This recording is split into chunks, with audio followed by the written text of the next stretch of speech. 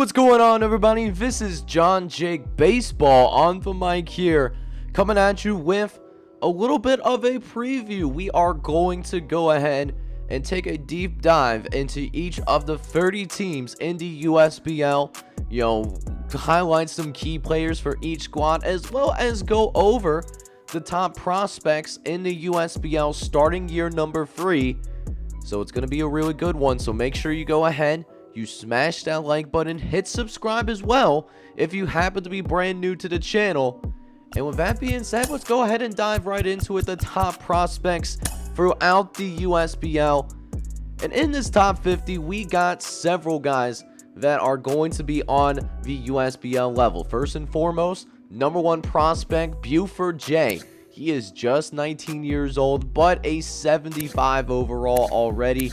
He was in the minor leagues the past couple of seasons, but he is going to get his shot. And he's got 5 different pitches that he can, go ahead and move to. And does better when his team is behind as well. So that'll be really interesting to see. Doesn't have really one elite thing about him just yet. But he is pretty well-rounded, especially, in terms of, having nice control, the ability to not walk too many batters over the course of 9 innings, and that stamina is solid. Plus an A potential certainly helps, so we should be very excited to see what Buford J can bring to the plate. But we also got to go ahead and take a look as well at the number 2 prospect, the best field player, on this list, Tyler Callahan. He is up at the USBL level as well.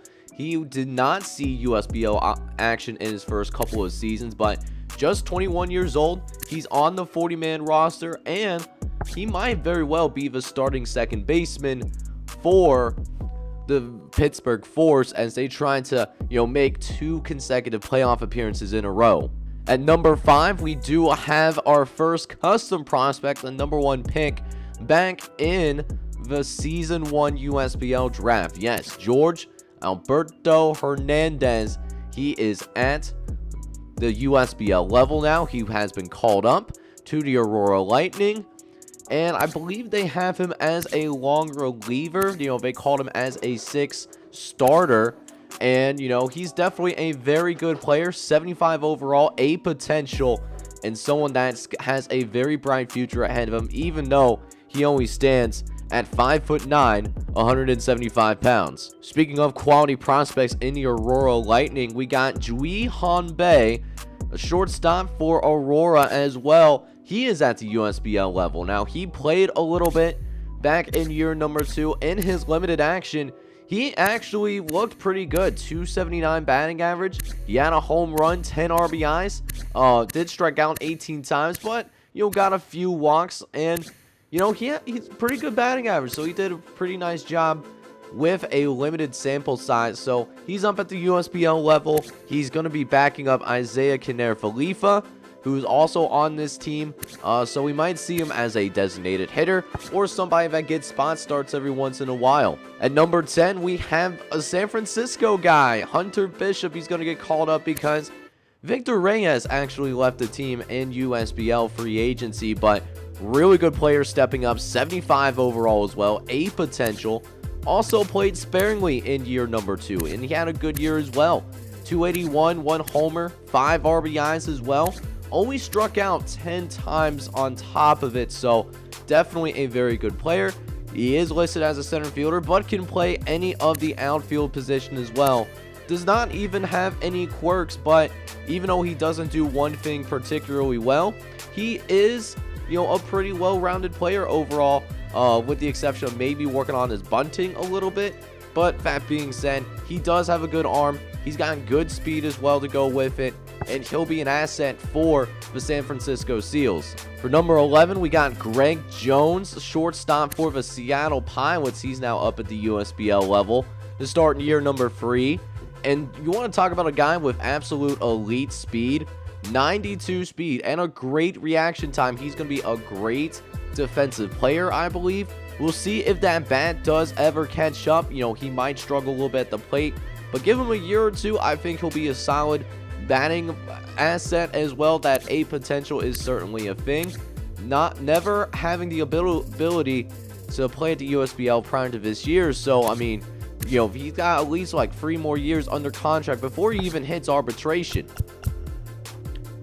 Now, at number 14, we got Tim K up at the USBL level as well. He is 24 years old, 75 overall, A potential as well, playing sparingly in year number 2. He was called up, I believe, in September. Ended up playing in 15 games, 3-0 record, got a save as well, 33 innings pitched as well, 3.21 ERA. So not a bad September. So he's going to get a bigger opportunity here in year number 3. We'll see what his role is, but he doesn't have any quirks, and he is a nice, well-rounded player. You know, the only thing that he might need to work on is that stamina. He needs more endurance. 76 stamina for a starting pitcher. You know, you could do a little bit better, I would think. But that being said, you know, very solid player, 14th overall prospect. Checking in at number 25, we got Edward Winkler of the Pittsburgh Force. Now, he is coming up as a closer. And I mean, that beard is nothing to be messed with whatsoever, man. 74 overall, A potential. And, you know, he's got a nice, you know, repertoire to work with. 4-seam, 2-seam, got a sweeping curveball and a changeup. So 4 different pitchers that he can go ahead and move into. His breaking stuff is really good. Stamina is actually not that bad for a closer. 41 stamina, that's really good. Needs to get a little bit more control, something he does need to work on a little bit. But, I mean, very young player. And he's going to get his chance, you know, maybe not as a main closer, but somebody that can certainly be, you know, a setup guy for the Pittsburgh Force. So for the next couple of guys, we do have a couple of your guys' custom prospects that are on this list. At 29, we got Derek Carrot the 4th. He is the 29th prospect and starting off in AAA. But don't be shocked if he makes his way up to the USBL level at some point this year. You know, somebody that does certainly have a great arm, really. You know, 92 arm strength, 84 accuracy. You know, this man has an cannon. You know, somebody that can definitely gun some people down. And he's not that bad either on the base pass. 68 speed, that's pretty good. Does need to work on his plate vision still. 27 vision. That's why he's down at AAA. But a very good young player for sure. Meanwhile, at number 33, we saw a little bit of him back in season number 2. It's Billy Ray of the New York Knights. He is starting off in AAA this season. 72 overall, man. Needs to work on his plate discipline. You know, sometimes swings at pitches a little bit prematurely. That's why he's down here at AAA as well. But in the limited action, you know, really in September of last season, 29 games, 296 batting average, 4 homers, 14 ribbies to go with it. You know, somebody that can contribute right away, but just want to get a little bit more seasoning before he gets up to the USBL level. But I think he'll be a cornerstone there, especially with the decline of Jay Bruce right around the corner. I would expect him to be called up sometime during the USBL trade day, around that period. So 3 more of these guys that I wanted to talk about. Seth Corey of the New Orleans Kings. He will be starting at the USBL level. 73 overall and an A potential. He is definitely pretty nice. Now, he does not have that much stamina. Only 72 stamina for a starter. And also needs to work on his, you know, walks. You know, he had quite a few walks in AAA. But he's going to get a shot at the USBL level early. It's going to be his first taste of the big leagues. So I'm very excited to see how that goes. Has a 4-seam, 2-seam. Got a 12-6 curveball as well as a changeup. We'll see if he adds another pitch to work with. But definitely someone that I'm really intrigued about here in this year number 3. Another person that I'm intrigued about as well is Miguel Segovia, first baseman, 23 years old for the Milwaukee Bears. This is one of the best prospects that Milwaukee has. This is the first, I believe, Milwaukee guy that we highlighted. 71 overall, 23 years old, so definitely got some youth to him. Could work on his bunting a little bit, but other than that, he's pretty well rounded. Could work on his steals a little bit. If he can get that steal up, he can be a pretty solid person on the base paths. But anything you ask him to do, he does have the ability to work on and get better. We'll see if his hot zone changes. He does not have any hot zones, so that tells me he might not have that high of a batting average, but that's something that can be worked on with time. And finally, the last person that I wanted to go ahead and talk about on this top 50 list is center fielder Gilberto Jimenez. Now, he is 21 years old, the 47th ranked prospect, and he played a tad bit back in year number 1. They brought him in as more so like a guy that can go ahead and, be a pinch runner. That was really his role in year number 1. Didn't play in year 2. Did not get the call up then. But, back in year 1, he was 0 for 4, but didn't strike out. And he did force a walk as well. So, somebody that can definitely come in, be a, pinch runner potentially. That's really what his role would most likely be. I mean, going to be sitting behind Jake Marinofsky, who was acquired in the USBL trade day back in year number 1. So it'll be really interesting to see how he does. Does not have that much power as a center fielder, but he is a pretty rangy guy, pretty good defensive person. If he can get like a batting average of like the 250s, he'll be set. He'll be fine, right? So that is really the last of the top 50 prospects I wanted to talk to you guys about. But let me know down in the comments who you're most excited about on this top 50 list that maybe I didn't really get into too much detail about.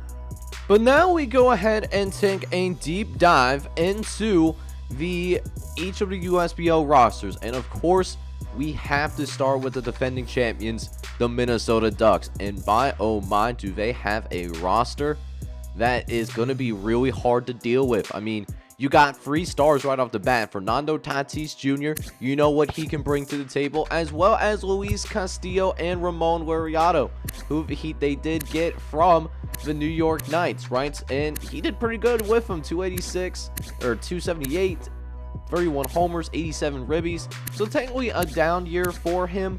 Not as good as what he was in year 1, but I mean, he really did bounce back from that 2020 campaign, and he's been a really good add there in center field. But I mean, they got a bunch of other guys as well. I mean, Will Smith, Trevor Rosenthal, I mean, Brady Singer, Ryan Yarbrough. Like, there are some dudes, on this roster. They are very deep, and they got a solid farm system as well to go with it. I mean, let's start with this starting rotation, right? I mean, their top 5 is all guys over 80 overall. I mean, Luis Castillo, obviously, but then you got Brady Singer, Ryan Yarbrough, you got Patrick Corbin as well, and Tajon Walker to go with it as well. So this is a very good USBL pitching rotation, all of which are in their primes. Patrick Corbin with the notable exception of being 33 years old. But I mean, they got, Edward Cabrera really sitting in the, in the wings. He can definitely eventually replace one of these guys, but a very good starting rotation. Relief pitching staff, got a solid relief pitching staff. Garrett Crotchet leads this, headlines this group.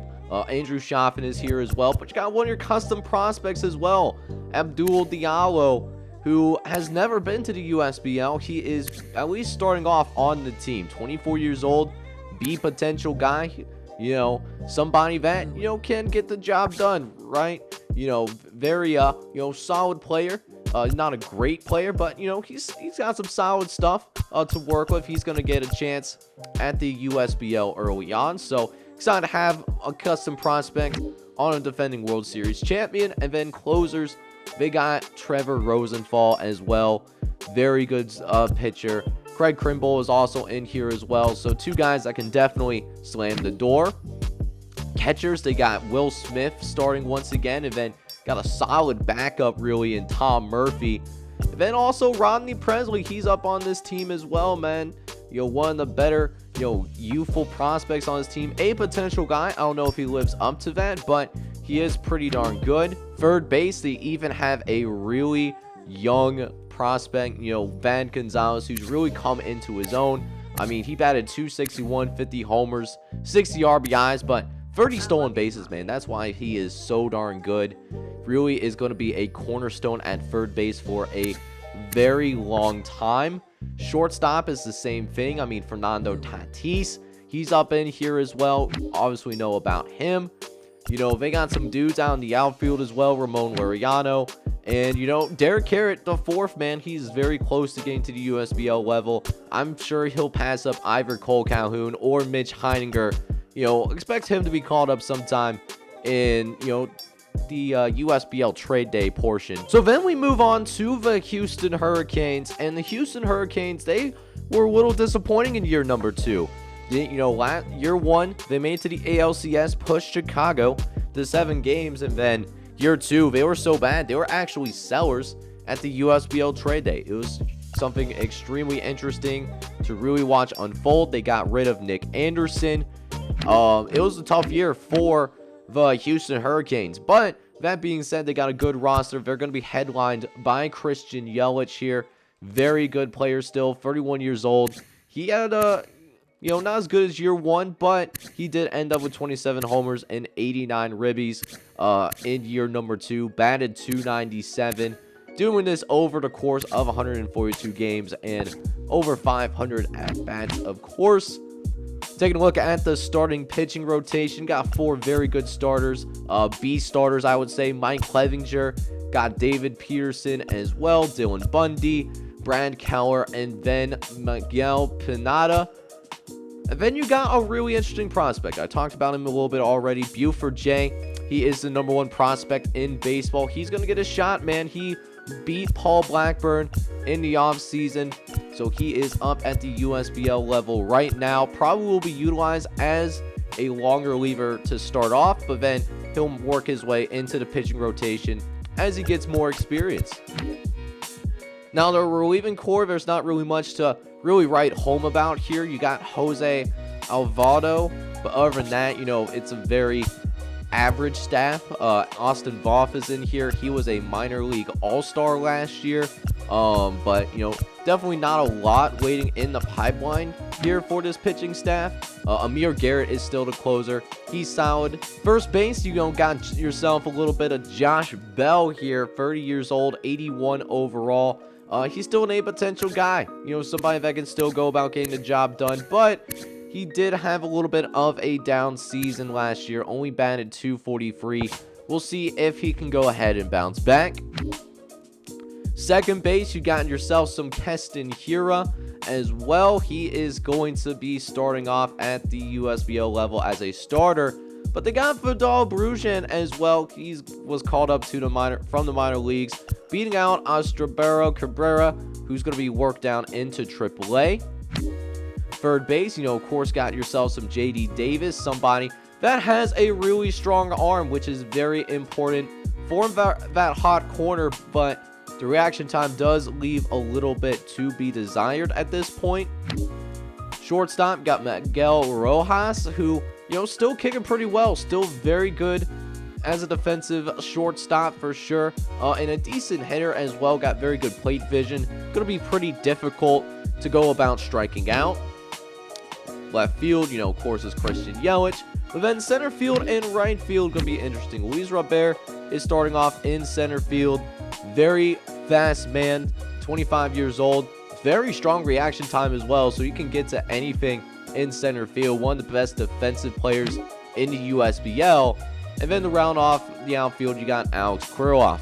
So up next, we got the Honolulu Islanders here. And Honolulu, you know, they got, of course, you know, a Bundy of stars. You know, Mike Trout, Matt Chapman, who they acquired in the USBL trade day back in year number 1. And he had a much better year in year 2. They also have Zach Gallion and, of course, Eloy Jimenez.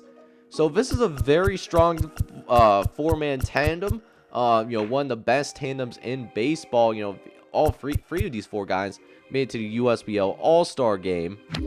Let's take a look at the rest of the roster, starting with the starting pitching staff. You got Zach Gallion, of course, and then Sonny Gray and Shoni Otani. You know, they have really grown into their own. Very solid 2 free starters. And then rounding up the starting pitching rotation, you'll have Trevor Richard and Chris Archer. For the relief staff, you got Giovanni Gallegos, who is going to be, you know, really strong relief pitcher for sure. Someone that they can definitely rely upon. Same thing with Tyler Rogers. He's he may be 32 years old, but still 80 overall.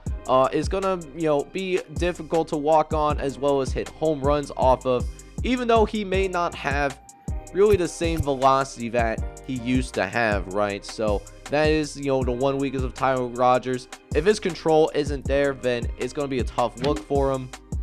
Will Smith is still a good closing pitcher as well, 82 years old, but watch out for Steve Burnett. He's waiting in the wings.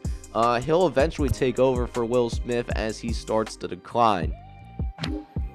Now for catcher, they got a pretty good catcher as well in Gary Sanchez, 82 overall, good power hitter and a good defensive catcher as well. But he's also one of those guys where if he's not hitting bombs, he's going to most likely strike out, simply because he is a guy that doesn't have very strong contact numbers. Following over at first base, you got Anthony Rizzo, who is still kicking pretty strong, but you need a succession plan, right? The only other minor leaguer that they got right now is Avi Bozard, but I don't really like his odds really to make it to a USBL roster, so they need to draft a first baseman in the next USBL draft. Third base, of course, talking about Matt Chapman, but Drew Mendoza, he's got a really strong future, could be a future starting third baseman for Honolulu once Matt Chapman does start to decline eventually, but that might be a few years away. Left field, of course, Eloy Jimenez and Mike Trout. And then at right field, going to be Justin Turner to round out the group. So that takes us into beautiful Las Vegas as we check out the Las Vegas Lounge Wizards. As we get things rolling here, we got two All-Stars coming back for the Lounge Wizards. You got Cody Bellinger and Stephen Strasburg as their two main stars, but they got some nice compliments on here as well. For example, their starting pitching rotation. You got German Marquez and Zach Wheeler, two guys that are still kicking pretty well. Chris Bubik got a really high potential. He could be a future ace, since who knows how long Stephen Strasburg, can keep up what he's doing right now.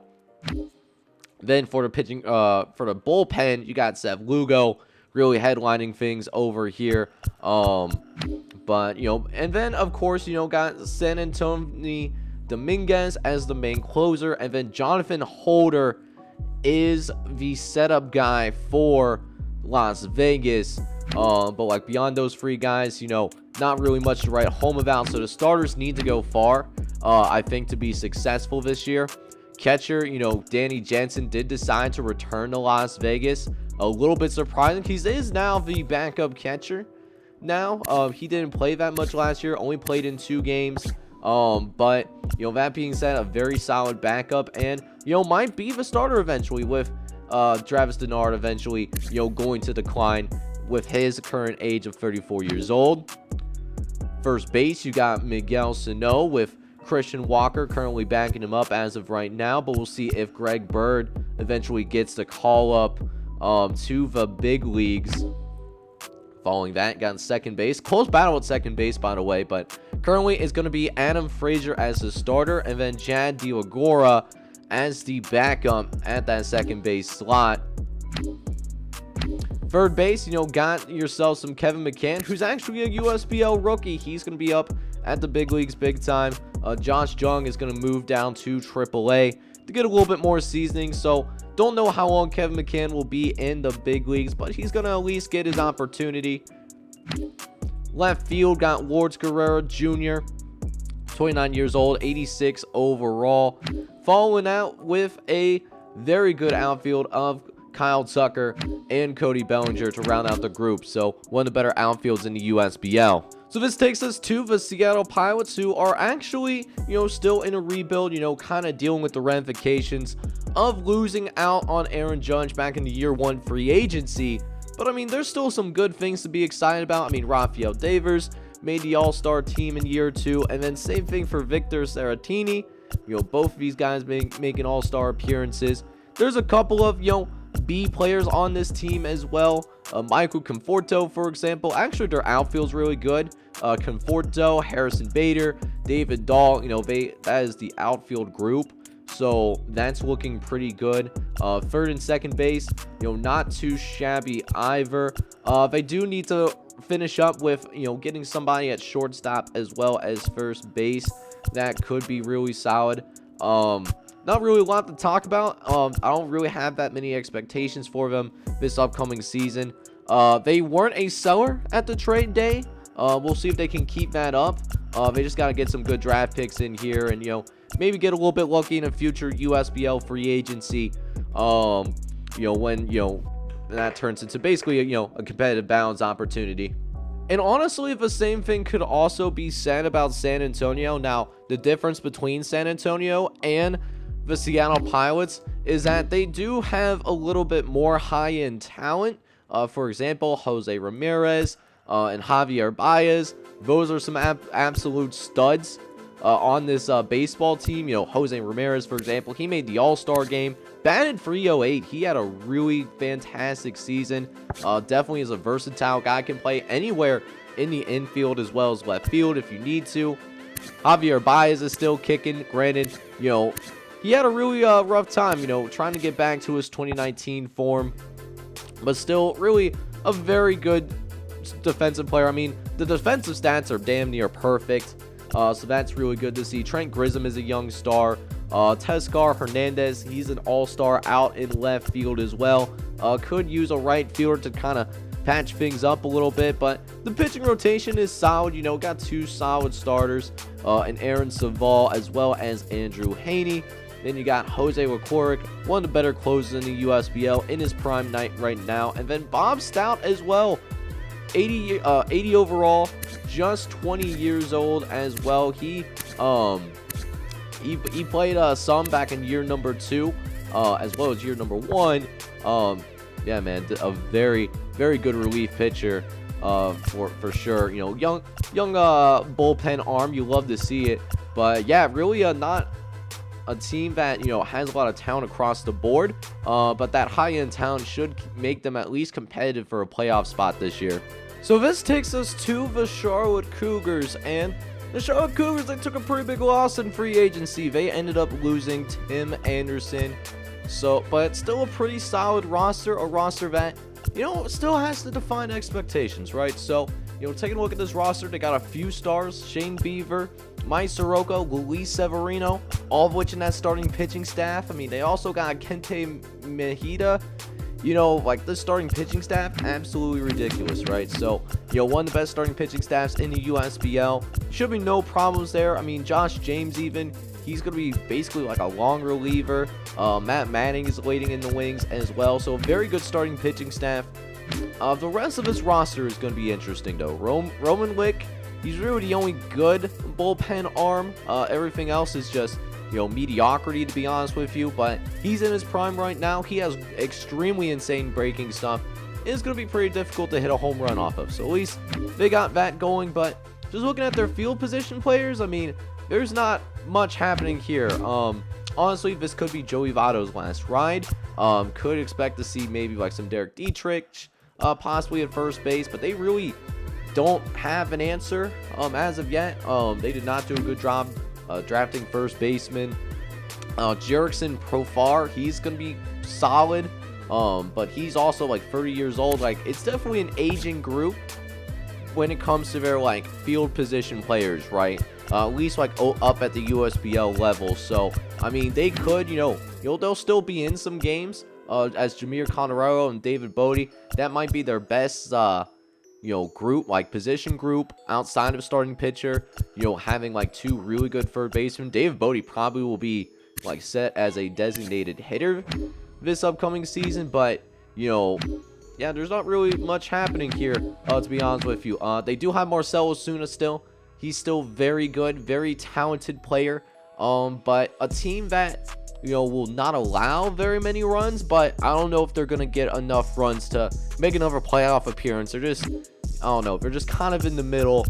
They need to get some young talent in here, man, because a lot of their like main players, are like 30 years old, or like above 30 years old, with the exception of Mike Soroka.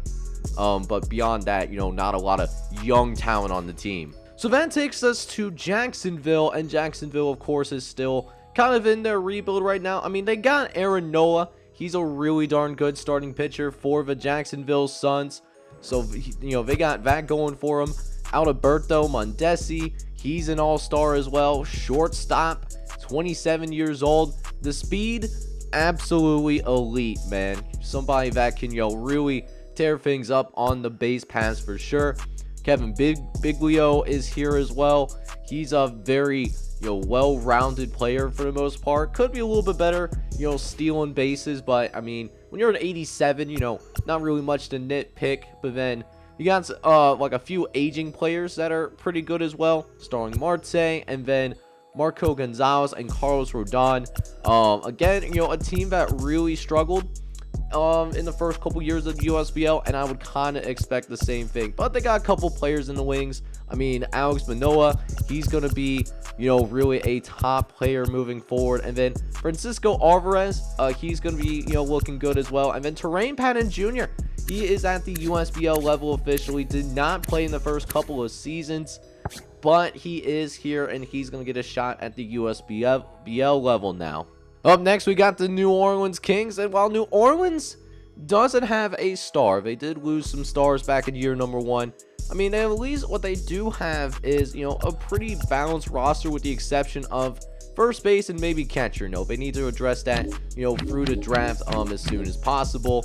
But let's start with that starting pitching staff, though. I mean, you got Jose Barrios as your number 1 starter, followed by Max Scherzer, who even at 38 years old, he is still kicking it. Same thing with Hyun-Jin Ryu. Still a decent number 3 starter. Can't really ask much of that. Also have Seth Corey as your number 5. With Luis Gil, imagine might get a chance at the USBL this season. He played a little bit last year. He played in 7 games and had like a 1-2 record, 4.36 ERA. It's not good stats by any means, but he is, it's somebody that, the potential is there. He showed flashes. Lots of A starters here in terms of potential, such as Ethan Hankins, Hank Morton, and Reed Schaller. So, I mean, they're going to need to replace a few of these guys, but they're going to be ready for it eventually once they, get some season at the minor leagues. Relief pitchers, they do have Tyler Dunphy. But that bullpen really is going to be pretty questionable going into this year. Zach Thompson might get the call up at some point, I would imagine. Although they do still have James Karanowski. He is a all-star from last year. And then they even have Drew Pomeranz. So that kind of makes up for really a weak relief pitching core. So you have like these two guys. You got your closer, and then you got your setup man right here. So at least they got that. Catcher, they still got Roberto Perez, 87 overall still. They got him from the Columbus Jets in year number 1. He's still around. Only played in 55 games last year. Hopefully that changes as we do end up looking at Omar Narvaez. Yanier Molina, though, he's going to be moved down to AAA. So definitely a sad sight to see. His days are certainly numbered as they don't really have that many catchers right now. They will need to draft a catcher, as will they need to draft multiple first basemen, right? So they need to really hammer that down as soon as possible. Second base, they should be all right. They got Luis Arias, and then Yomar Sanchez is the backup, but he can play at first base. So I would imagine he steps in that first base role for this season while they look for a more long-term answer at that first base position. Don't know what route they're going to take, but yeah, man, other than that, not, a lot of young players that, kind of need to prove themselves still. We'll see how that ends up turning out. But center field, they do have Victor Robles, of course. That's probably their best overall guy on the roster, and he's pretty good. And then they also have Anthony Santander, who's 28 years old. Lyndon Corona is backing him up, and only a C potential guy. But he is somebody, that is USBL caliber. Probably, this is his ceiling as a backup, but, he could, do that backup role pretty well. So this takes us to the Philadelphia Patriots, who were, they were just a couple of games from, getting over the top. They lost to San Francisco in 6 games this last season. So that's something that, definitely stings a little bit. But they got some guys, man. Bryce Harper is an all-star. Max Fried is also an all-star well. And then DJ LeMahieu and Sean Murphy's, they're also stars in their own right, even though they may not be, you know, they don't have that all-star to back it up. Like, it's a good roster, really. And they got a good pitching rotation as well. You got Max Fried, Corbin Burns, and Jameson Taillon. Zach Logue, you know, number 4 starter, that's pretty good. And then Alex Mills is your 5. So, like, this is a really good starting rotation. Watch out, though, for Seth Romero. He's an A potential guy. 71 overall, could challenge maybe an Alex Mills for that 5th spot. You know, we'll have to, like, check in on how that's going when we get to the trade day. Relief pitching, you got Trevor May. He's a really strong relief pitcher. But definitely some young guys behind him, right? You know, you got Brian Castro. He's a 69 overall. You got Billy Hooper as well. He's a rookie starting off in AAA. And then not to mention you got Papa Gump. He's going to be starting off in AA, but he's still an A potential guy. You know, he's still built different. And honestly, not that much of a gap between him and the majors. You know, like a 4 overall points. You know, he just got to put it all together, man. It just hasn't happened yet. But like Papa Gump, man, one of the best relievers that came out of that year 1 draft class. He just got to, you know, make it happen, right? That's really what it barrels down to. As we check out catchers, of course, we got Sean Murphy, but a really good backup here as well. Got Audrey Rutschman, so they're going to be set, at least at the USBL level, for catchers for a very long time, to say the least. Then at second base, of course, DJ LeMahieu with Adam Oliver. He had some nice moments in the postseason. And then Brad Miller is going to be up at the USBL level, at least for right now, but more of a like a veteran presence in the locker room. Probably won't see him much in gameplay. Shortstop, we do have Willie Castro, 80 overall, guys. Third base, though, they're going to be pretty strapped for, just because they did end up losing Vlad Guerrero Jr. in free agency. So, like, their third base is looking really rough right now. That is a huge hole in their roster because of his departure. And I'll get to where Vlad Guerrero Jr. did go to shortly. But, I mean, the rest of the roster is pretty good. You got George Springer still out in center field. He had some great moments in the postseason. And, you know, of course, Michael Gigliotti and Christian Robinson, both young, talented players that, you know, might see a little bit of playing time as well. And then, of course, you still have Bryce Harper. So, yeah, we'll see if I'm really intrigued to see how Gigliotti and Christian Robinson, you know, both grow and develop. So this takes us to the Washington Senators. And the Washington Senators, you know, they were a team that, you know, did really well. I mean, their off-season acquisitions in year 1, they really did pay off. You know, I believe they got, you know, David Fletcher, for example, Graybar Torres, you know, they got to stay around. Pete Alonso came from Baltimore. So, I mean, those 2 acquisitions alone, that really helped. Liam Hendricks made an all-star game. He's their best player overall wise. And then David Fletcher also made the all-star team as well. So that's super cool to see. Their starting pitching staff still leaves a lot to desire, though, right? They don't have anyone over 80. Like, there's some young talent, you know, Matthew Thompson and Mitch Keller, but, I mean, it'll be fun, but they're going to give up a lot of runs, right? I feel like that kind of vibe is what's going to happen. Bullpen, though, they got a couple guys in the bullpen. Randy Dobnik, for example, he's up in here as well, but, you know, again, not a lot of talent in the bullpen.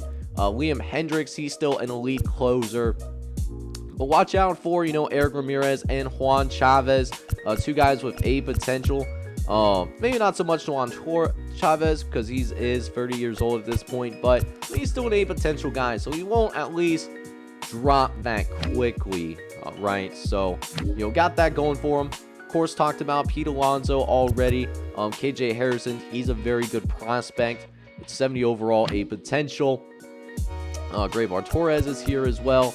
Cam Darden, be interesting to see if he ends up getting traded, just because, like, there's a lot of talent ahead of him that's USBL caliber, but he's very good as well. I'm surprised he's not in the top 50, but we'll see if he can get his way in there. Edward Escobar, he's still, you know, being tough at 34 years old, but Carton K. Boone might go ahead and sweep in, you know, somebody that could take that starting spot, a more of a full-time role as the season goes on. He played a little bit more last year, played in 64 games, and was solid in that sample size. 256, 2 homers, 18 ribbies. We'll see if he takes a more active role in that corner infield spot. And then, for shortstop, got Bryson Scott and some young talent here as well. And then rounding out the outfield, outfield's looking good. Maybe JD Martinez plays in right field because, right field, not a lot going on here. I will not imagine Josh Reddick playing all of that much. Plus, JD Martinez, that is his secondary position. So, good outfield overall that they do have to work with. And they got some good prospects in their farm system as well. So that will go ahead and start taking us into the NL Central now, as we take a look at the Indianapolis Indians roster going into this year. And again, a lot of star power here. They got some expectations, man. They did not make the playoffs in year 2, even though they did in year 1 with less talent, right? So, Jordan Alvarez, he's an all-star. And then Kalen Jensen, he's coming back, also an all-star player. Alvarez, though, going to be an interesting situation. Did already leave for New Orleans. This is the last year in his contract. $1.8 million is all that he's making, and I'm curious to see if he makes more moving forward because he is a really talented baseball player. Same thing for Trevor Bauer and Francisco Lindor as well. 8 potential guys, 90 plus overall, but they got some dudes throughout this roster as well. I mean, they also got Cico Sanchez, very good young picture, a potential guy, 24 years old, so he can eventually be an ace still. Bumgarner is a nice veteran presence, and then Morel Kelly is a nice veteran presence to have as well, while they're still waiting for Trevor Rogers and Alexander Vicano to kind of develop over in AAA, which is where they will be starting out here this upcoming season. Now, in terms of relief pitchers, though, we do have Diego Castillo kind of leading the charge for the bullpen for the most part, but not very good relievers in the bullpen. They do, however, have Kenley Jensen as their closer, and their closer is still pretty darn good. Now, catcher, they do also have Carson Kelly to start things out. He did not have necessarily a full-time role, at least to start year 2, but he kind of grew into it. So I expect him to play 100 plus games for the first time in his career. Brian O'Keefe is the backup, though. He's a decent backup. Nothing more, nothing less. Second base, of course, Jose Altuve, the 5'6" star. He's been around for a long time. 11 years of service at the professional level, man. He's been playing a lot of baseball, and given how big of a gap he does against the rest of his fellow second basemen, I expect that to last for a while. Somebody they won't have to worry about for a while, though, is Alex Baum. 85A potential, and he's only 26. Now, he does have 1 year left on his contract, and he will hit arbitration, so that could get a little bit dicey. So we'll have to monitor that situation as the year goes on. Now, moving into shortstop, you got Francisco Lindor, but they also got some solid backups, Nick Odman and Geronimo Perdomo. Man, that is a little bit of a tongue twister, but 2 guys that can play once every 6 games or something, 50 game kind of guys. You don't have a problem with that. Yorvin Alvarez, already talked about him, but Andrew McCutchen, he's hanging on by a friend, 36 years old. Watch out for Marco Misa. He's looking to take his spot maybe in the middle of the season. As for center field, got Fred Saver, and then right field to round out this roster, you got Max Kepler, of course, a very solid player, 6'4", 225 to go with as well. He played more games than he did last year, and even had a better batting average, so that's really cool to see. So that takes us to the Louisville Colonials. Now, Louisville, they finished below 500 2 years in a row. They weren't sellers, but they also have never been buyers. Hopefully they can get a little bit close to that, because they did get Vlad Guerrero Jr. in free agency, and guy that has played every single game 2 years in a row. He did have a little bit of a down year last year. That affected what kind of market he was able to get. $4.3 million a year for 2 years, so not a huge contract for Louisville, And if it doesn't work out, they can move on from him. But they got a couple of stars as well, Walker Buehler and Trey Turner as well. You just hope that, Vlad Guerrero Jr. helps, get him at least over 500 and competing for a playoff spot.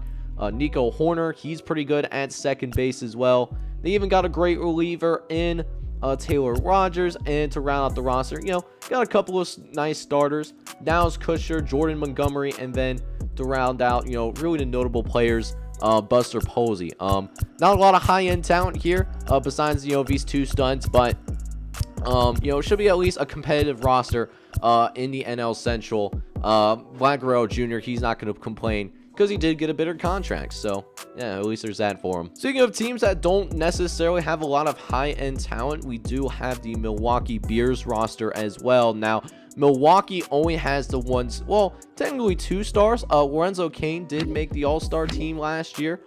He's out here with, with that All-Star designation. But it'll be interesting to see if he makes it back again.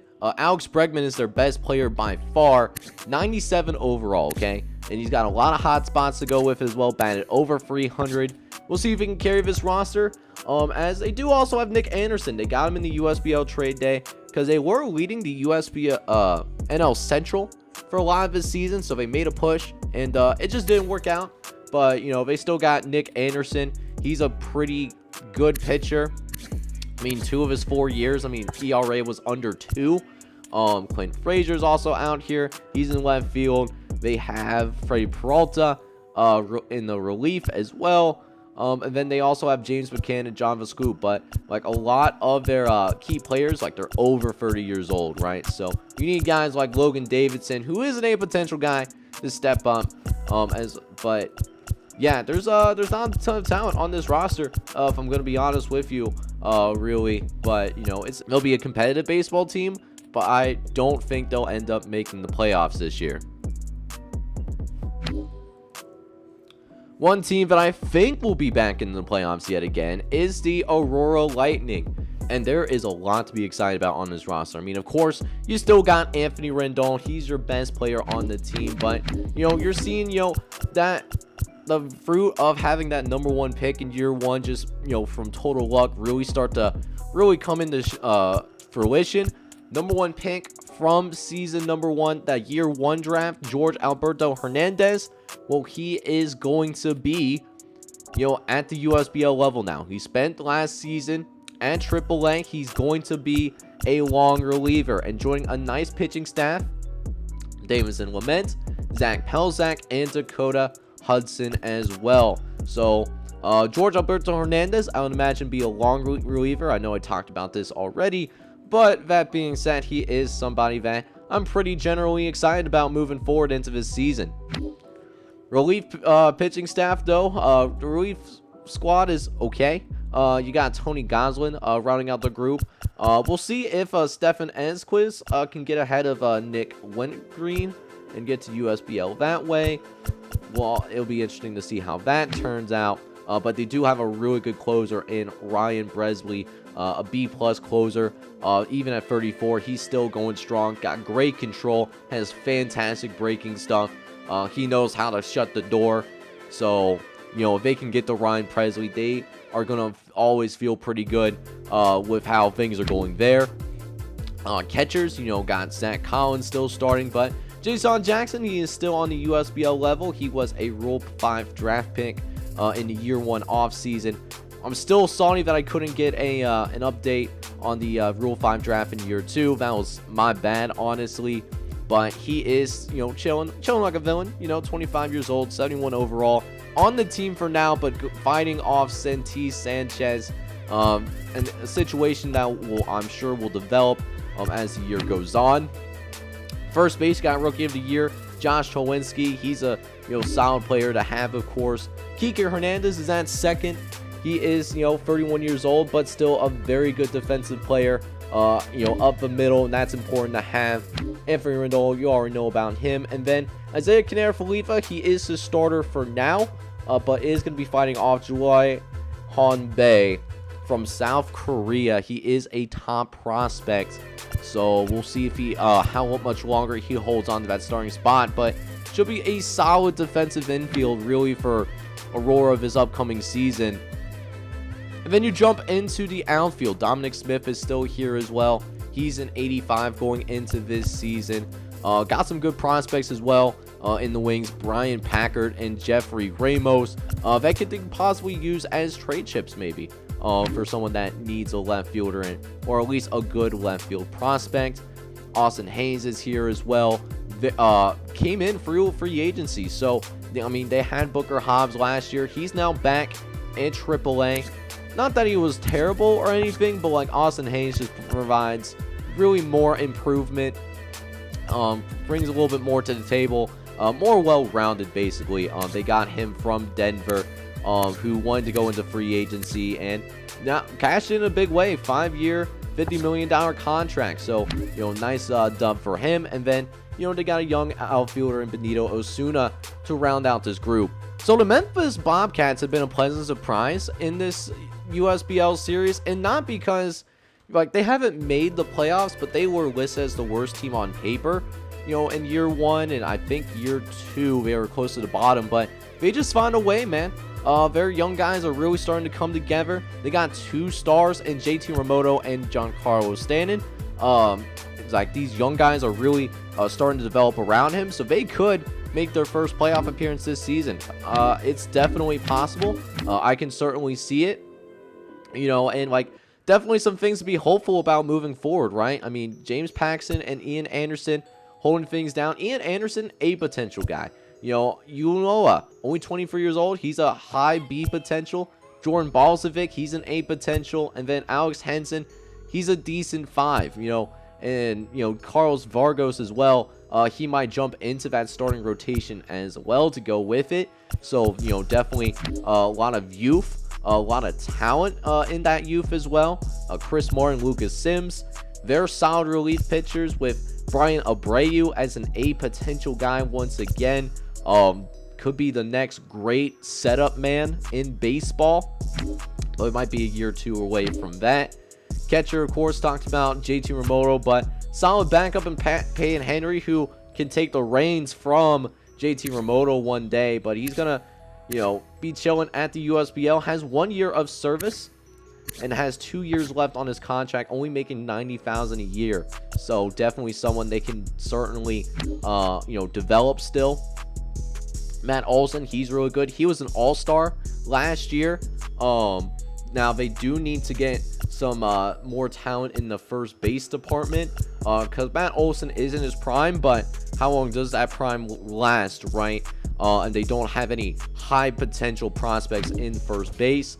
They do, however, got some good stuff going in second base. John Birdie, he's the starter for right now, but Michael Bush is an A potential, man.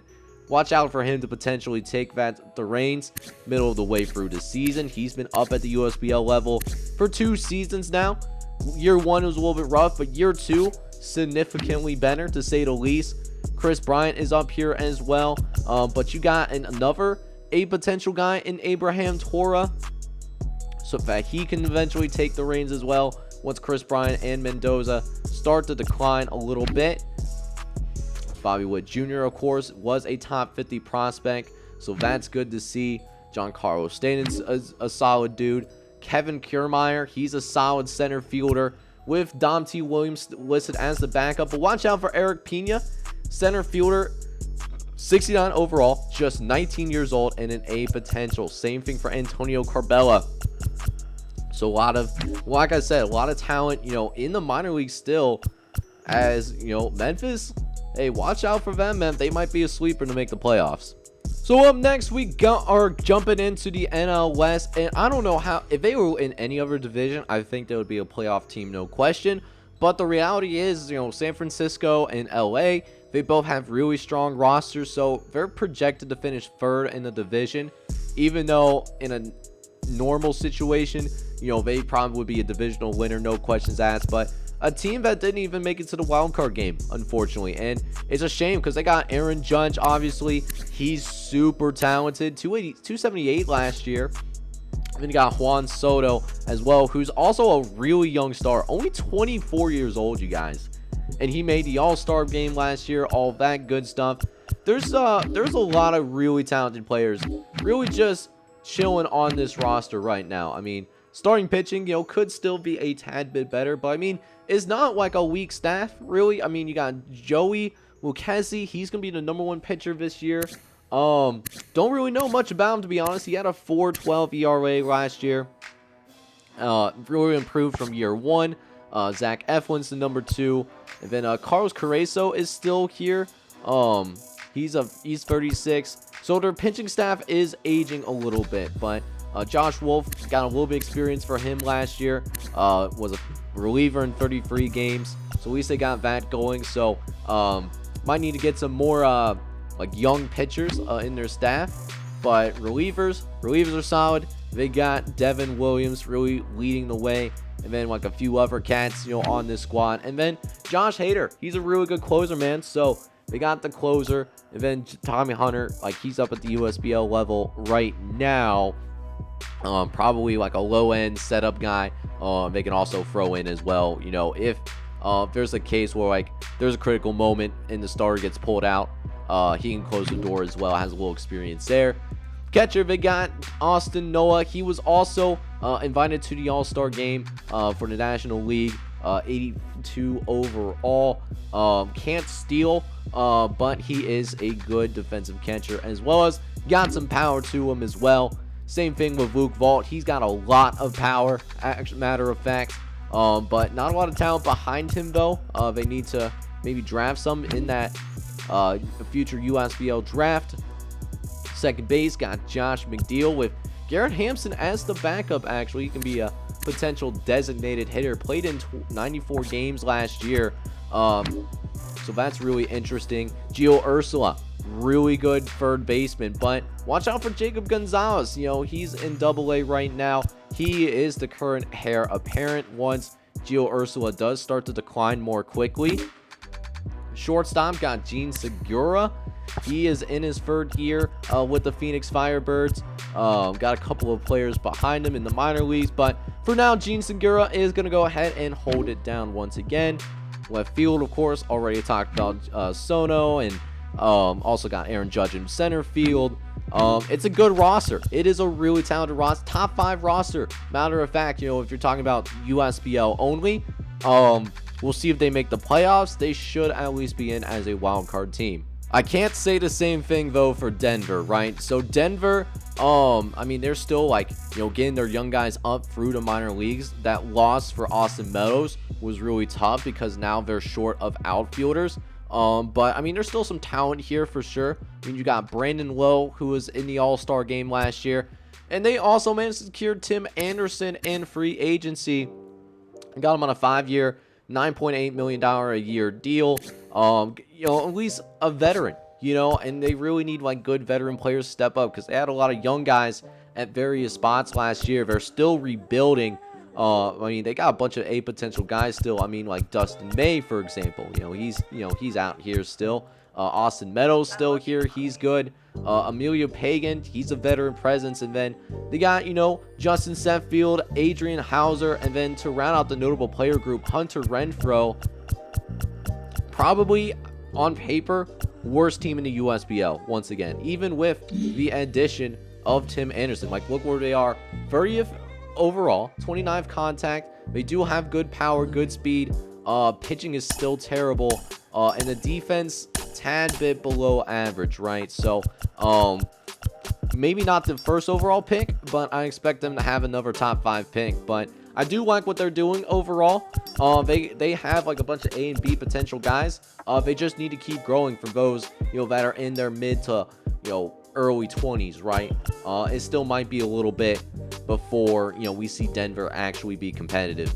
On the opposite end of that spectrum, though, we got the LA Saints, man. And these LA Saints, man, they were so close, right? They went to the NLDS once again, and they faced off against San Francisco. They got into a Game 7, but now the question is, what can you do to get over the top? They really wasn't a lot of notable moves, to say the least, but Still got a bunch of stars. Freddie Freeman's a star.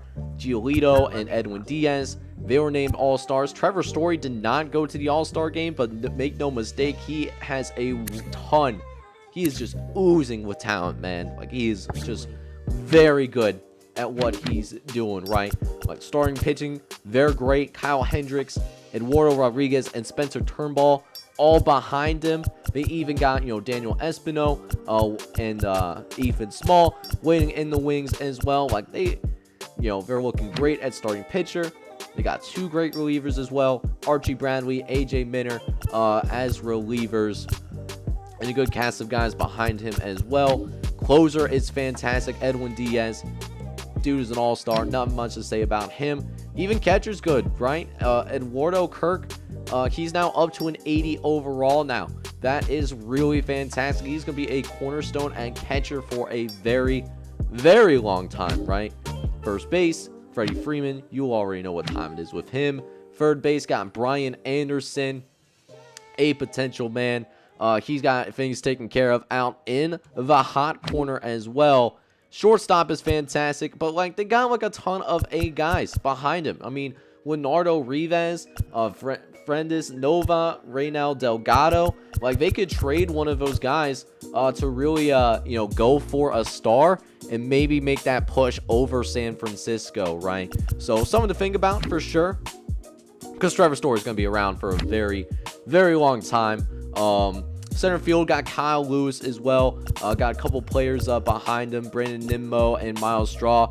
Nimmo did have his moments in the postseason. He was pretty good. Alexander Conero, a potential guy, 21 years old, 68 overall as well. He could replace a Miles Straw or a Brandon Nimmo, but I expect him to be more of a September call-up when it's time for that. And then rounding out the infield, you got Mike Yametsky, B potential guy. The guy that they traded for, but they kept him, in town, right? JJ Berde is still here as well. So we'll see if they can get over the top against San Francisco. But I mean, San Francisco, they got some really good players as well, right? So I'll get into that later, though. For the San Diego Whales, San Diego, they got a good team as well. I mean, it's just, they're probably the number 4 team in the division, but again, NL West, probably the toughest division again. So it'll be interesting to see how they progress. But Jack Flaherty, he's still a star.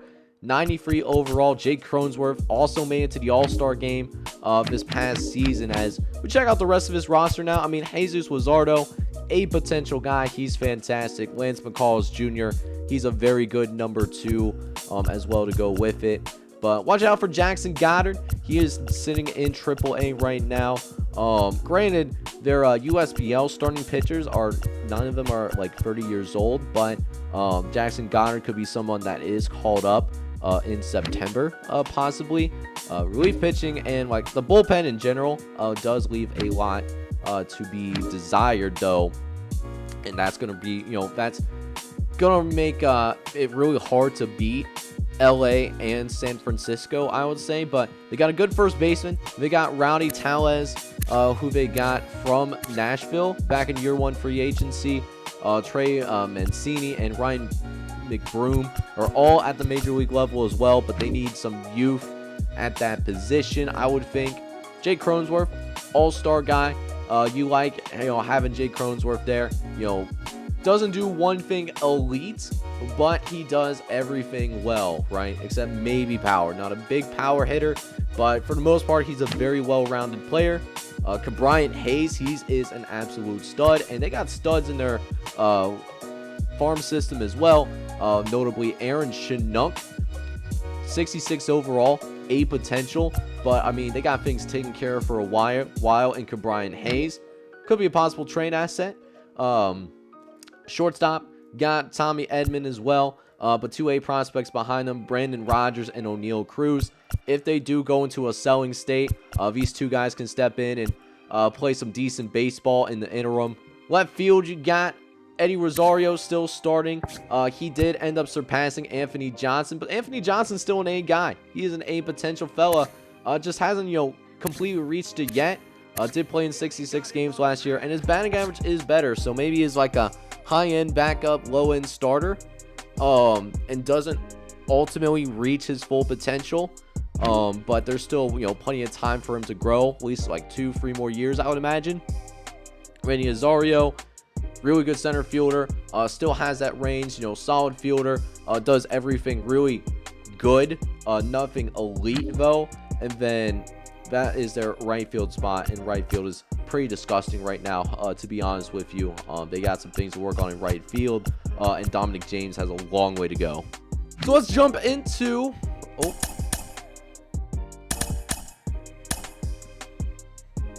So let's go ahead and jump into the defending National League champions in the San Francisco Seals. They had a ton of all-stars. Look at their all-star group. Ozzie Albies, Paul Grossman, Brad Hand, Salvador Perez, Josh Donaldson, Delvin Smeltzer, even Nick Castellanos. They had a ton, 7 all-stars. And that doesn't even, account for Blake Snell, Aaron Ballmer, Willie Adames. I'm shocked that they did not win the World Series this past season. I really am, legitimately. And they're going to be on that revenge tour this year, man. I'm going to tell you what. I mean, you got some good pitching. Delvin Smeltzer, Framber Valdez as well. Guys that know what to do. And then you got Harvey Cole. He's going to be coming up. Number 5 starter for this. He pitched a little bit last year in his rookie campaign. It wasn't good. So they did send him back down to AAA to work some things out in favor of a veteran in Nathan Eovaldi. But Nathan Eovaldi, man, like he wasn't good in the postseason either. So they need Harvey Cole to really develop and grow, because that might be the ultimate difference at the end of the day. Their relief pitching staff still good. Aaron Ballmer, Shane Green, they can get some guys out. And then they also have, an elite closer.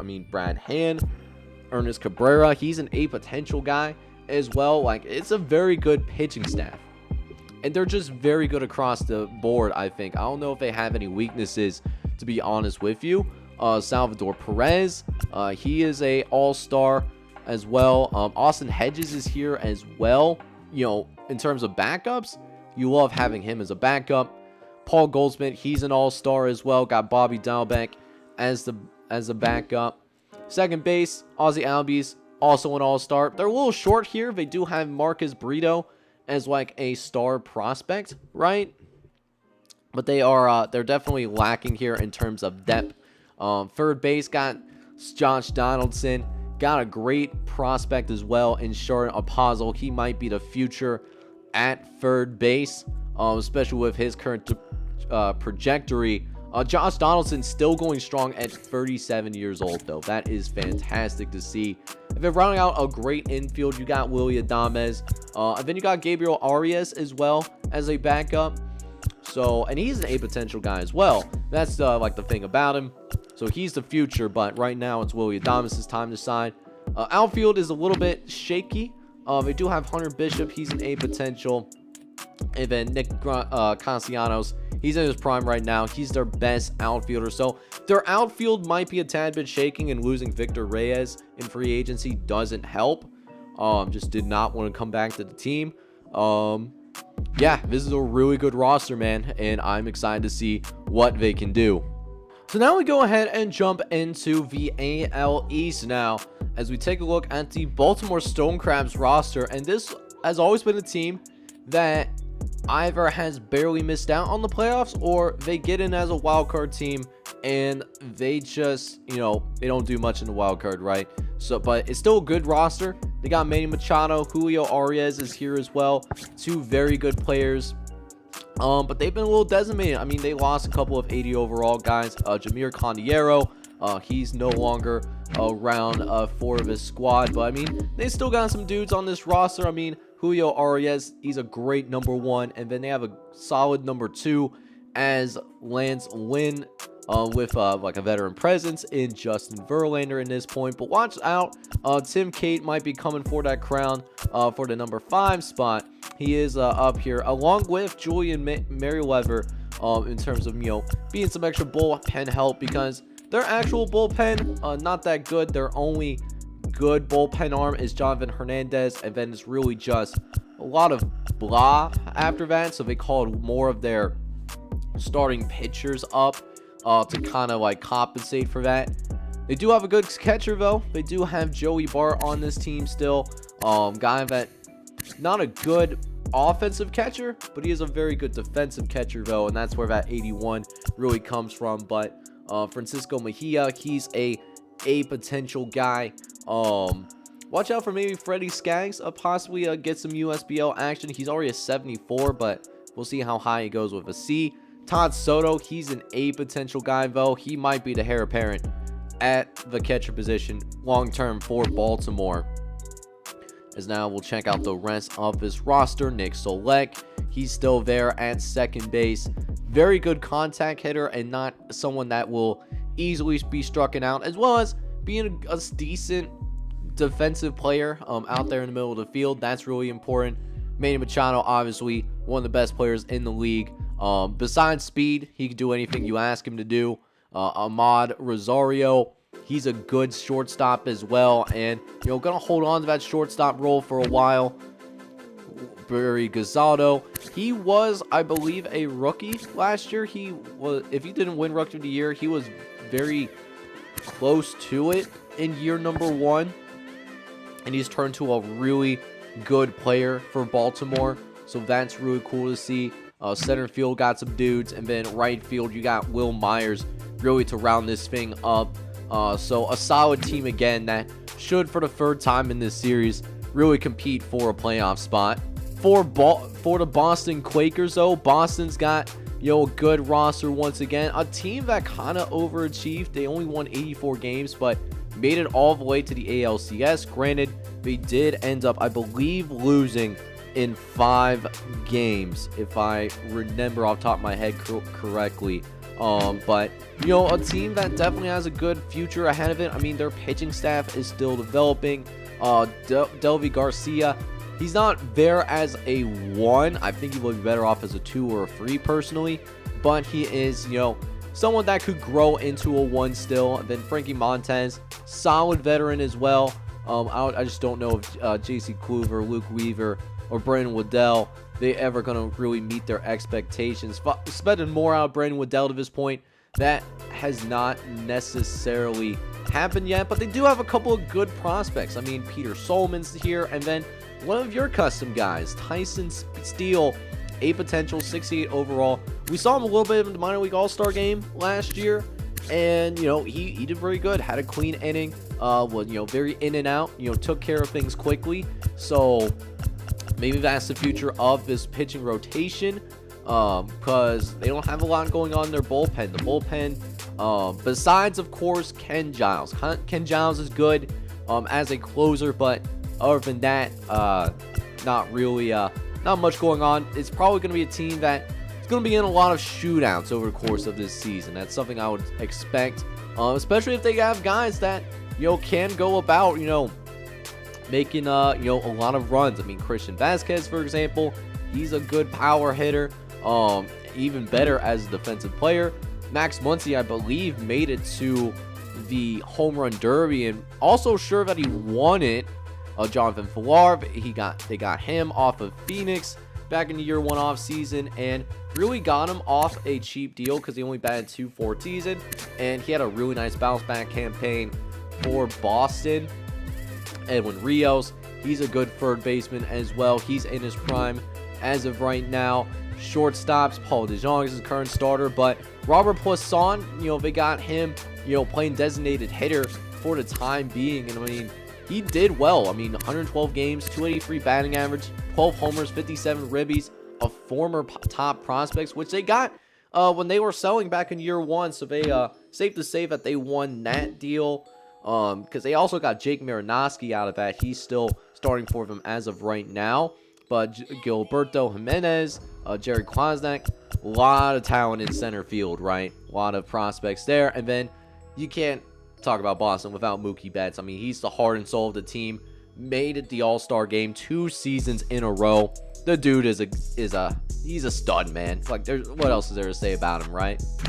New York, on the other hand, struggled really in year number 2, but they still got some great guys. Nolan Arenado, Yasmani Grandal, who they got in the USBL trade day. Not sure where they got him from. I can't remember off the top of my head, but he's out here now. Brandon Woodruff, they're also very good as well. Matter of fact, their starting pitching rotation, pretty good, man. I mean, they got Jose Urquidy, Tyler Glasnow, 8 potential guys as well. Cole Stewart and Kevin Guzman are also very good, you know, for being 4s and 5s, of course. But watch out for Ryan Levers. He's currently sitting in the AAA level as their number 4 starter, but could very well get up there, you know, maybe someone that gets called up in September possibly, depending on how they progress. Now, bullpen is a little bit weak, but I mean, like I said, you got Yasmani Grandal, you got Gavin Lux as well out there at second base, 25 years old, 82 overall to go with it as well. So a guy that can really stick around for a long time for the New York Knights. Arenado, he just hits bombs, bro. That's really what it comes down to. He just sends absolute bombs. Shortstop Dansby Swanson, 85 overall kind of guy. He is very good, but they got Luis Arias as well in shortstop. He is the future. They're just gonna let him season a little bit longer before they bring him up, man. The dude is good. And then there's their outfield. The outfield, leaving more to be desired. It's probably their biggest weakness on the roster, but they do have Billy Ray waiting in the wings. He should be at the USBL level probably by mid-season, especially with the decline of Jay Bruce. So this brings me to Atlanta, and Atlanta, they had a really slow start, but they, you know, played a lot better in year 2, so hopefully that leads to better days. That being said, it's going to be really tough to get there. Not a lot of strong talent on this roster. Wilson Contreras is an all-star. He is their best player. They also have Carlos Correa at shortstop. He's pretty darn good as well, a potential guy. Just didn't have a great season. 261. It's not bad, but it could have been better, to say the least. They do also have, you know, guys like Bo Bichette as well. He's just 25 years old as well. Expect to see really both of these guys throughout the course of the season. Tyro O'Neill, they got him from Jacksonville, and yeah, he kind of really backfired. I mean, he only batted 201. He barely was not on the interstate. They need more production out of him. Yohan Moncada, third base. You know, he's got the hot corner taken care of. But beyond that, not really much more. You do have Jesse Linker in the outfield. Griffin Cannon's a strong starter. And then Christian Pash, he's a future star. And then, of course, Edgar Alaniz, closer, did end up making the All-Star game at the very least. But not really a lot going on here. They might struggle again here in year number 3. And speaking of teams that can very much struggle, I mean, I expect the same thing from Cleveland. I mean, they did have the number 1 pick, but the rebuild is definitely on, you know. Like, they don't have anyone over 87. They don't have any stars. They were decimated in free agency, and it really showed, to be honest with you. They might be one of the worst teams again this year. They're going to really struggle, I'll think. And I mean, their form system isn't great either. It's a little bit disturbing, actually. One bright spot, though, Joey Wendell did make an all-star game last year. Did have some of that, but like a lot of their key guys. I mean, Chris Paddock's closing in on his prime. Yanni Churros, he's in his prime right now. Moore's in his prime. Wendell might actually start declining a little bit. Alcantara, getting in his prime. Miles Malakas, he's past it, and then so is Marcus Semien. So I mean, they need some of these young guys on the roster to really step up and really start developing, or they need to, like, you know, do some more trading at the USBL trade day. Get yourself some more prospects. It's going to probably be a little bit more painful of a rebuild moving forward. On the opposite end of that spectrum, though, got the Chicago Freeze, who won the World Series in year number 1, but maybe they're starting to slow down a little bit. I mean, they, you know, got some older guys as well that are key guys. Xander Bogaerts, Jose Abreu. They did have a few stars, though. Syndergaard, Bogart, JB Lindelkin all made the All-Star team. Joey Gallo did not make the All-Star team, but I mean, the dude had missiles, right? What holds him back is his low batting average, but When he does connect, he connects, bro. Like, he sends some absolute shots at the end of the day. We do see Joe Musgrove up in here, as well as Dan Winkler, and Chris Bassett as well. However, their starting pitching staff is, they're old. They're all very old. And they don't have a lot in the wings. They do have Dylan Chauncey. He's an A potential guy. But, yeah, the starting pitching staff, like, the window is starting to close, I think, for Chicago. They still have some good relievers. They do have JB Wendlekin, obviously, who is an all-star. And then they still also have Aroldis Chapman, but he's also declining as well, 35 years old. So definitely an aging core, I would say. Jacob Stallings is on the same boat as well, 33 years old, 82 overall. Reese McGuire is up there as well. Alex Avila is getting really old too. First baseman Jose Abreu, and he's 36, and they don't have a heir apparent ready for him, so that's not good, to say the least. Chris Taylor, also getting older, 32 years old. They do have Luis Gilmore as the backup at second base, but not a lot of top prospects here. Third base, though, different story. Kyle Seager's here. Jonathan India will probably be the new third baseman come the end of this season. And they also have Brett Beatty, so at least there's that to look forward to. Xander Bogaerts is good. Andrelton Simmons as the backup. And then Mitchell Martin, he's actually a USBL rookie. He's going to take over for Michael Brantley. So seeing a little bit of that future right now. He is only 5'9", but he excels in pinch hitting. However, he will not be asked to do that. They will need him to take a bigger role. Alex Verdugo is still the starter in center field. He's pretty young, so that's good. And then Joey Gallo still in his prime. But overall, definitely a much older roster. But there might be a little bit different of an outlook for the Columbus Jets, which, after being sellers in year one, I mean, year number two, one of the most improved teams, and almost managed to make it to the playoffs. They were pretty close. They got a few stars here. Ronald Acuna Jr., Clayton Kershaw, who they did manage to get in USBL free agency, and then, of course, Roberto Osuna as well to go with all of that. So that was some really cool things, to witness generally for this roster. And I mean, they're still looking pretty good. I mean, they got Tyler Mahle as their number 2. Jacob Miller is their number 5. I mean, he's a potential guy. He is going to continue to grow and be developmental. And they got some guys in the wings as well.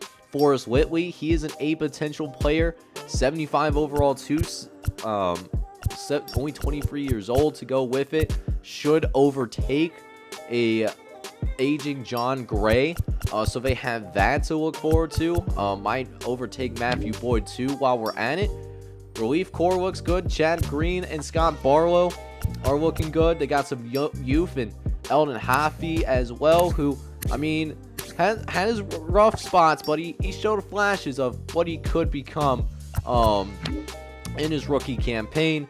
Osuna, very good closer, with Alex Colme also potentially able to really work some things through. He's probably going to be the setup man for the Columbus Jets this upcoming season. We check out second base as well. Colton Long is starting with Cesar Hernandez as the backup. They are both placeholders for when Travis Blankenhorn is going to be ready.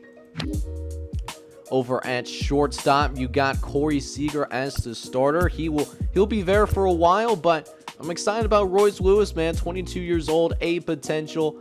Oh, he is a very talented player. That just needs some seasoning. Once he gets that seasoning, he'll be up at the USBL level. Corey Seager is somebody really good to learn from, so I'm really excited about that on his behalf. And then in the outfield, got a couple of real good outfielders. Jock Peterson, who did make the All-Star game last year. He's in his prime. Extremely good power hitter, especially versus right-handed pitching. He hits bombs versus right-handers. And then, of course, got Ronald Acuna Jr. You already know what time it is. He's a stud, and that's not to be doubted with. So we also have the Pittsburgh Force as well. And the Pittsburgh Force, man, a little bit of a surprise. They were sellers in year one, but they made the playoffs in year two, surprisingly, despite not having a ton of high-end talent. I mean, you got Jacob deGrom and Chris Sale, one of the best 1-2 punches in the USBL. Sale making an all-star game, by the way. But you got a few other players here too. I mean, Wario Suarez. You got a couple of other good pitchers, Keon Kella and Richie Burrs. But not a lot of great talent in the field. You got Wario Suarez, obviously. Tim McCrasho, he's solid in his prime, though. And then you got Kyle Schwarber. Don't know what to make of this team necessarily.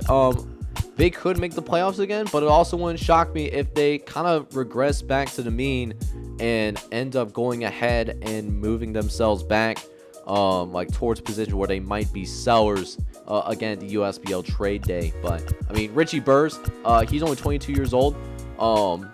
They got some young talent, man. I love what Pittsburgh's doing. And then the final team that I wanted to preview is the Nashville Blues. Now, Nashville, they were successful in free agency over the past few years. They've tried to build their high-end talent, to say the least. But that being said, I mean, you got other than that, like outside of free agency, they haven't really done that much with their farm system. I mean, you got a couple all-stars with Merrifield, who they were able to keep. That was a really big deal. And then Tommy Cole, an aging closer, he did really good as well. He ends up making an all-star game to go with it. Besides that, Brian Buxton, they brought in back in year 1. He's supposed to be really good, but like the batting average hasn't really shown it. Only a 241 batting average. Feel like he should be higher than that, but he does make up with some fantastic defense, and he's extremely rangy as well. Just gotta make contact with the ball a little bit more often, and then he'll be good. They do have Jordan Hicks, who's a really promising player, and then so is Corey Lee, who here he is with Nashville, a potential as well. He is an absolute stud muffin. And then, of course, their free agent acquisition for this year, they got Johan Camargo.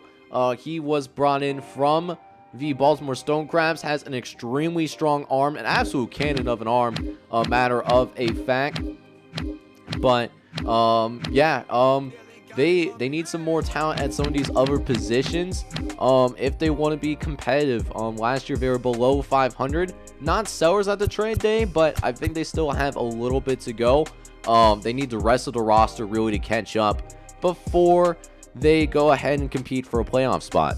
But with that being said, that is going to go ahead and wrap things up here in the USBL trade day. And I hope you really enjoyed it. If you did, I need you to smash that like button, hit subscribe if you happen to be brand new as well. I am going to go ahead and change things up in terms of how this series is presented. I'm going to still have 2 episodes a month, or at least trying to have 2 episodes a month.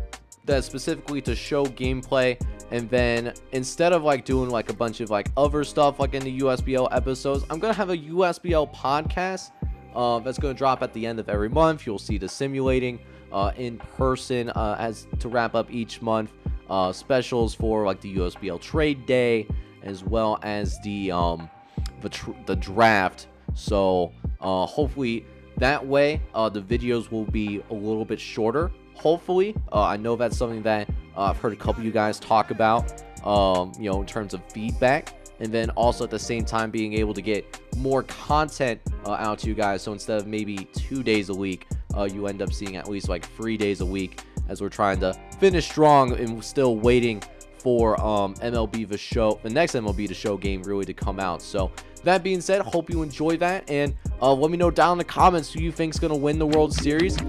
Personally, I think San Francisco finally... Oh, actually, no.